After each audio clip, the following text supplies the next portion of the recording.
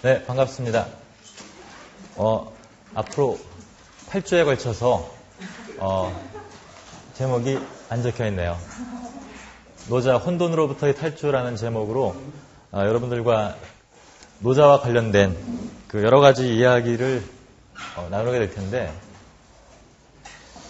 자, 먼저 노자 하면은 저는 사실은 흔히 시중에서는 많이 철학자 이렇게 떠오르기 쉽지만, 저는 노자 하면은 어떻게 떠오르냐면은 놀자로 떠올라요. 그러니까 노자를 자꾸 어렵게 이렇게 하지 말고 리을을 하나 더 붙여서 놀자. 대신에 몸으로 노는 게 아니라 이제 머리로 노는 거죠. 단어를 가지고, 개념을 가지고. 자, 그런데 노자라고 하는 책은 지금부터 대략 한 2300년 이전에 태어난 책이죠. 근데 워낙 오래된 책이다 보니까 또 우리말로 돼 있지 않고 한자어로 돼 있죠. 그러다 보니까 번역어의 곡절도 있고 해서 또 시대마다 노자를 읽었던 방식이 다르고 눈이 달랐고, 특히 이제 20세기에 들어와서 동아시아를 지배했던 유교 담론이 커다란 상처를 입고 거기에 대한 대안적 담론으로서 19세기 말부터 노자가 주목을 많이 받았습니다. 그러다 보니까 그래도 특히 우리나라에서는 1980년대 이후에 이제 잘 아시죠? 그 도울 선생님이 그 워낙 독특한 강의와 독특한 어법과 그리고 상당히 세련된 해석을 통해서 노자를 많이 소개를 했고, 그리고 도울 선생님의 강의 속에서는 서양 철학적인 문제의식하고 동양 철학적인 문제의식이 같이 만나는 지점에서 많이 이야기가 이루어지다 보니까 굉장히 철학적으로 이렇게 왔어요. 그런데 오히려 한국 사회에서는 1990년대를 거치면서 그 방향이 역전이 됩니다. 달리 말하면 80년대 말 90년대 초반까지 노자를 읽었던 시각은 이른바 서양에서 말하는 철학이라고 하는 학문 분야 혹은 그 방식에 맞춘 노자 해석이 주류를 이루었어요. 그랬다가 90년대 들어서면서 사실 한국 담론계에서는 그 이른바 진보주의 담론이 방향을 잡지 못하고 상당히 수그러들고 미국을 거쳐서 들어온 이른바 프랑스 철학이지만 사실은 미국의 여과를 거친 포스트 모더니즘이라고 하는 그 사상이 뭐 거의 전 담론 분야를 뭐라고 표현해야 되나요? 장악했다라고 표현하는 거는 애매하고 유행하다시피 그 상당히 많은 분들의 호응을 받았는데, 오히려 거꾸로 노자 같은 경우는 그 해석이 역사적인 시각을 통해서 노자의 본 텍스트의 의미 그리고 시대마다 달리 해석되었던 주석서들을 통해서 어떻게 읽혀졌나를 보는 관점으로 이동을 했습니다. 특히 이제 90년대 중반에 우리가 흔히 노자의 가장 뛰어난 주석서라고 하는 왕필, 현학, 그 당시에 노자를 해석했던 그 철학 사조를 현학이라고 하는데, 현학적인 사조마저도 상대화시켜서 봐야 된다라고 하는 담론이 뜨면서 저도 이제 마찬가지로 그러한 그 분위기에 있었고, 그래서 학위 논문을 노자하고 하상공이라고 하는 가장 이른 두 주석서죠. 그 두 주석서를 비교하는 주제를 해서 학위를 했습니다. 그리고 저 때가 그와 같은 방식의 연구가 상당히 유행할 때였었고요. 그런데 그와 같은 그 주석사가 다시 부흥하게 된 계기는 뭐냐면 90년대 초반까지 특히 70년대, 80년대를 거치면서 노자를 봤던 시각은 노자라고 하는 텍스트 속에서 보편적인 논리 혹은 보편적인 가치나 담론들을 철학적인 언어로 재발굴하는 것이 목표였어요. 하지만 그것이 아니라 이제는 좀 90년대 들어서면서 많이 달라졌죠. 좀 경제적으로 상당히 좀 사실 IMF가 터져가지고 어렵긴 했지만 그 이전 과거에 비하면은 사실 굉장히 경제적으로 풍요로워졌고, 그러한 분위기에서 나름대로 자신감이 생겼고, 그리고 구태여 서양적인 방식이라고 하는 것과는 다른 우리 동아시아 문화의 고유한 그 무엇 혹은 역사적인 그 무엇을 단순히 서구에 보편하고 대립시키거나 혹은 비교하고 하는 방식이 아니라 그 자체가 무슨 내용을 말하고 있는지를 살펴봐야 된다 하는 목소리가 처음 일어난 시기가 바로 그때였습니다. 그래서 7, 80년대가 동양학이 일으킨 담론이 사실은 국가 주도적인 그리고 민족주의적인 시각이 강했다면 90년대에 일어난 그 고전의 재해석은 상당히 다원적인 경향이 많았고, 그리고 반드시 보편적인 논리에만 매몰되어 있지 않았어요. 그러다 보니까 훨씬 더 본래 텍스트의 목소리를 살리는 방식으로 읽혀지기 시작했습니다. 그런데 문제는 사실 그 다른 텍스트들에 비해서 노자나 장자 같은 텍스트들은 연구자 숫자가 굉장히 적어요. 그리고 또 한 가지는 우리 같은 경우는 조선조의 유학 전통이 있었기 때문에, 중국 같은 경우는 땅덩어리가 워낙 넓다 보니까 유학이 주류 담론이었다 할지라도 지역별 특색이 많았다면 조선반도는 상대적으로 작죠.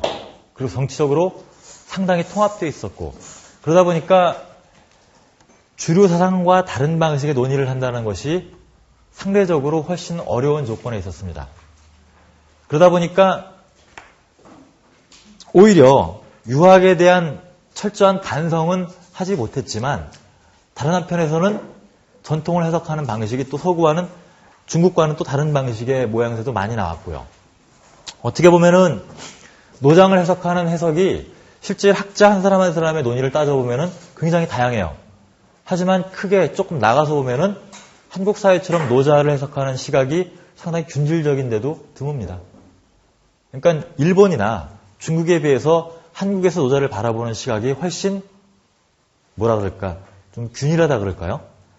근데 조금 차이가 있다면 서양 철학을 하신 분들이 보는 노자하고 동양 철학을 하는 사람들이 보는 노자하고는 상당히 선을 긋기 시작한 것도 90년대 중반이라고 할 수가 있어요.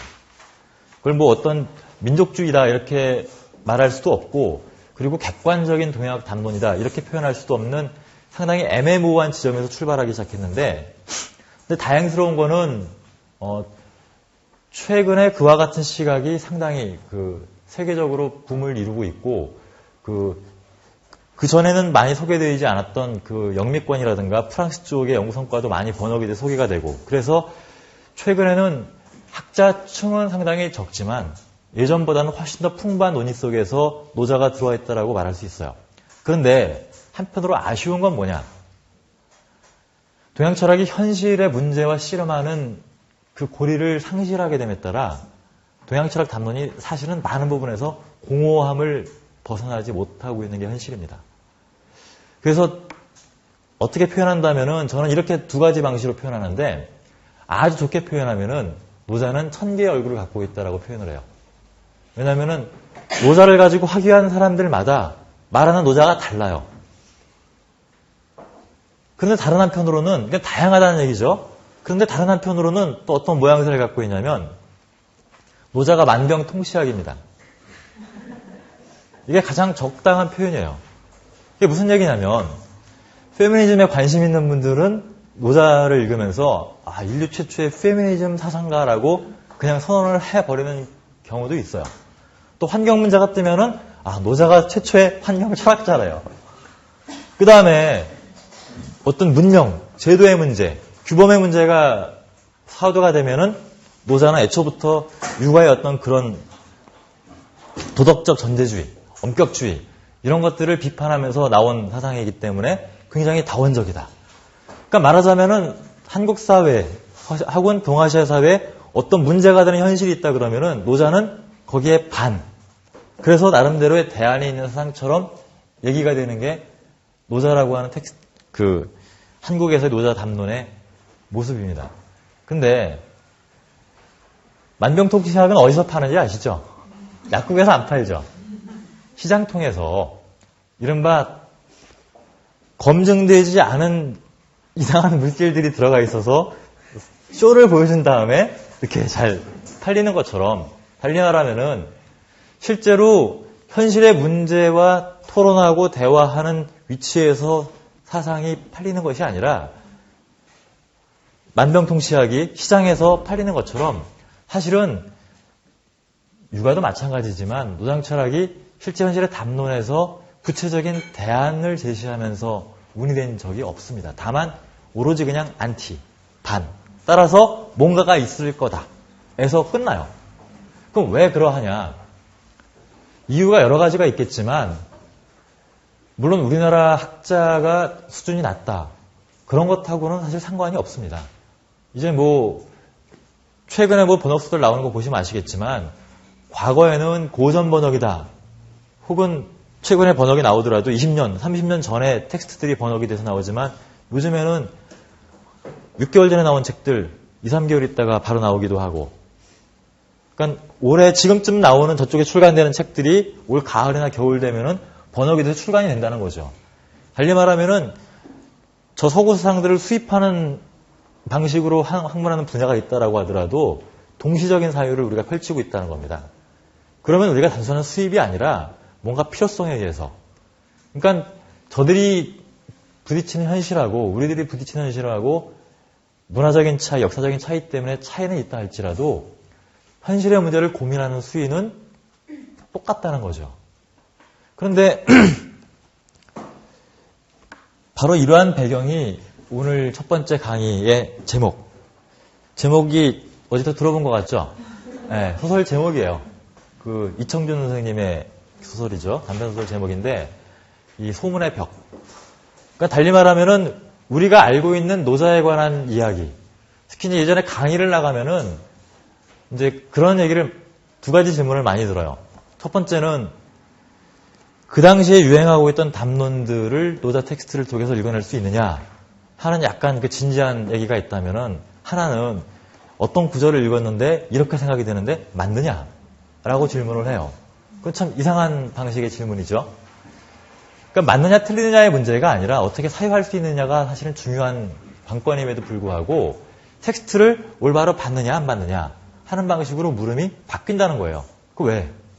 한문이라는 것 때문에. 그래서 여러분들이 가지고 있는 지금 이 텍스트 교재에는 한문이 되도록 없고, 그리고 나와 있는 번역문들을 그대로 다 실었어요. 그러니까 제가 번역을 구태여 안 하고, 왜냐하면 여러분들이 확인할 수 있으니까. 그리고 특별히 그렇게 오역이다 싶지 않은 부분들은 번역서들을 활용하는 게 좋죠.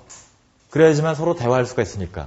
서로 한문을 놓고선 해석이 틀리니 맞니 하는 것은 전문적인 학자들끼리 하면 되는 거고, 같이 공유할 수 있는 텍스트가 이미 있다고 한다면은 그 번역서들을 놓고선 어떤 번역어가 더 좋다, 아니다 하는 방식으로 토론하는 게 바람직하다고 생각해요. 자, 그런데 제목이 부제가 누구에 의한, 누구를 위한, 누구의 노자인가라고 되어 있죠. 많이 들어본 방식의 어법이죠. 제가 좀 원래 센스가 많다 보니까 좀 그런 방식의 언어에 좀 강해요. 자, 그런데 그 내용이 뭐냐면은 사실은 우리가 알고 있는 노자에 관한 이야기들이라고 하는 것이 다 소문으로 들은 거예요. 왜? 한문 원전을 볼 줄 아는 사람이 적다. 그리고 한문 원전을 볼 줄 아는 사람들 사이에도 노자는 역사적으로도 합의된 바가 없고 현재적으로도 합의된 해석이 없어요. 그래서 제가 처음에 말씀드렸듯이 노자는 1000개의 얼굴을 가졌다라고 말씀을 드리는 거예요. 왜 그러냐? 한번 읽어보세요. 자, 그런 책 중에서 가장 좋게 볼 수 있는 것이 다양한 주석서들을 동반하고 있는 번역서들이 좋은 번역 작품들이 되게 많이 나왔어요, 지금은. 왕필본만 하더라도 여러 개가 있고, 그 다음에 백서본도 최근에 두세 가지 나왔고, 그 다음에 가장 빠른 노자라고 하는 곽전본 노자, 그것도 아주 꼼꼼한 번역이 얼마 전에 출간이 됐습니다. 번역이 상당히 좋아요. 그러다 보니까 이제는 여러 가지 텍스트들을 같이 비교하면서 이야기할 수 있는 수준까지 와 있다는 거죠. 그런데 주석서에 의존하지 않고 그냥 노자라고 하는 말을 곱씹으면서 스스로 생각을 할 때 아주 좋은 번역본이 나름대로 그런 면에서 이 김혜옥 선생님이 번역했던 오히려 노자와 21세기보다는 이 책이 훨씬 더 1대1로 책과 대화하기엔 좋습니다. 어디를 펴든 거의 순 우리말로 돼 있기 때문에 물론 한자로 돼 있는 데는 넘어가고 한글로 돼 있는 데만 딱 봐도 대체적으로 조금 고등학교 졸업한 분들이라면 다 읽을 수 있어요. 근데 문제는 뭐냐면은 번역문은 굉장히 쉬운데 이 노자가 철학자래. 그러니까 뭔가 센 게 있을 거야 라고 생각하면은 오히려 거꾸로 잘못 생각한다는 거죠. 오히려 그러니까 저는 책을 읽을 때 이상한 나쁜 습성을 갖고 있는데, 일단 무슨 책이든지 그래도 철학 박사 했지 않습니까? 그래서 제 머리로 잘 안 읽히는 책은 나쁜 책이라고 생각을 해요. 그러니까 저자가 표현을 못했거나 그거 안 봐요. 물론 이제 그 제 분야에 관한 책이 한정되지만 뭐 제가 그 서양 현대 철학 책들을 읽을 때 제 머리로 다 이해야 된다. 그거는 쉽지 않죠. 나름대로 연구를 해가면서 읽어야 되지만 하지만 동양 철학 책이 일단 제가 읽어도 무슨 말인지 이해가 안 된다. 그러면은 그 사람이 내가 알지 못하는 굉장히 독창적인 새로운 사고를 하고 있거나 아니면 그분의 표현이 상당히 아직 나에게 익숙하지 않거나 아니면은 별 볼 일 없는 얘기일 수도 있죠. 어느 쪽이라고는 그거는 좀 더 이렇게 생각을 하고 반성을 해봐야 되는 문제니까 그거는 판단을 못 하겠어요. 하지만 일단 같은 한글을 쓰는데 내 머리로 이해가 안 된다. 그러면 의심해 볼 필요가 있어요. 그리고 저는 학자로서 토론해야 되지만 여러분들은 보면서 내 머리가 나빠서 이렇게 하시면 안 되고 나를 이해시켜 줘라고 요구를 하셔야 됩니다. 그게 바로 민주주의 사회에서 항변하는 방법이 되겠죠. 그런 의미에서 본다면은 이 도올 선생님이 번역한 이 길과 어둠이 제목까지도 풀었잖아요. 이 책이 아주 좋아요. 그래서 저도 노자이란 이 책을 세 번째 산 거예요. 첫 번째 거는 하도 많이 낙서를 해가지고선 안 보다가 이사 가는 와중에 잊어버렸고 그래서 이번에 얼마 전에 책을 사가지고 그냥 옆에다 필기도 안 하고 그냥 그것만 읽으면서 그러니까 우리말식으로 어떻게 하면 이걸 가지고 생각을 해볼 수 있을까 하는 소재로 가끔씩 이용하기도 합니다. 자, 그런데 부제가 누구에 의한, 누구를 위한 누구의 노자인가라고 하는 제목을 딴 이유는 아까 얘기했던 것처럼 노자 시대에는 환경 문제라는 게 없었어요. 그렇죠? 당연히 거기에 환경 철학이 있을 수가 없습니다. 오늘날의 시각에서 환경 문제에 대한 처방으로서 혹은 철학적 사유로서 재해석할 수 있는 무언가가 있다. 그거는 맞는 거죠. 하지만 노자가 환경 철학자다. 혹은 페미니스트다. 혹은 반문명론자다. 하는 방식의 표현은 일단 다 부적절합니다. 왜? 다 현대어거든요. 그러니까 그렇게 보는 순간 우리는 이미 우리 시각에 혹은 우리들의 현실의 문제를 가지고 그 텍스트를 보고 있는 거예요. 따라서 그 당시의 노자가 그랬다라고 말할 수가 없습니다. 그럼 어떻게 봐야 되느냐? 좀 돌아가야죠. 2500년 전의 과거로 돌아가야 되고 그리고 그 당시의 역사적인 상황 속에서 역사학계에 계신 분들이 많은 연구를 해놨기 때문에 우리는 어떻게 보면 곤란하다라고 하는 것들을 대충 알 수가 있어요. 그래서 일단 지금 대한민국 사회는 거의 문맹률 제로에 가깝습니다. 오히려 아주 나이가 많으신 분들도 90이 되신 분들도 60, 70, 80이 돼가지고 한글 공부하셔서 글 읽는 분들이 많아요. 특히 뭐 때문에 그러냐면 인터넷 때문에. 여러분들 많이 보셨죠? 이거는 전 세계적으로도 희귀한 일이지만 역사적으로 무지무지하게 희귀한 일이에요. 그러니까 한 문화 공동체, 한 언어 공동체에 있는 사람들의 거의 태반이 책을 읽고 대화할 수 있다라고 하는 사실은 엄청난 겁니다. 그러면 고대 중국으로 가면은 몇 사람이나 책을 볼 수 있었을까? 확인이 안 되죠. 아마 1%가 넘게 수치로 또 표현하면 또 곤란하니까 하여튼 문자를 읽고 쓸 수 있는 인간들은 무지무지하게 적었다라고 생각하시면 됩니다. 그러면은 노자라고 하는 책이 지금처럼 기계에서 팍 찍어놔가지고 서점만 가면은 할 수 있고 서점도 안 갈 필요가 없죠. 인터넷 들어가서 신청하면 책이 온단 말이에요. 그것도 나갈 때보다 더 싼 값으로. 그쵸? 그러니까 우리는 굉장히 신기한 세상에 살고 있는 거예요. 자, 그런데 그러다 보니까 이 기본적인 사실만도 다른데 우리는 우리가 독서하는 행태, 공부하는 행태, 생각하고 토론하는 이런 방식의 것들을 거기다 나도 모르게 대입시켜서 마치 동시대처럼 사유를 하는 거예요. 그리고 우리는 그거를 장점이라고 20세기 내내 칭찬받아왔죠. 하지만 그러다 보니까 결론은 뭐냐? 별 얘기 없더라. 공허하더라. 왜? 워낙 문제가 다르니까.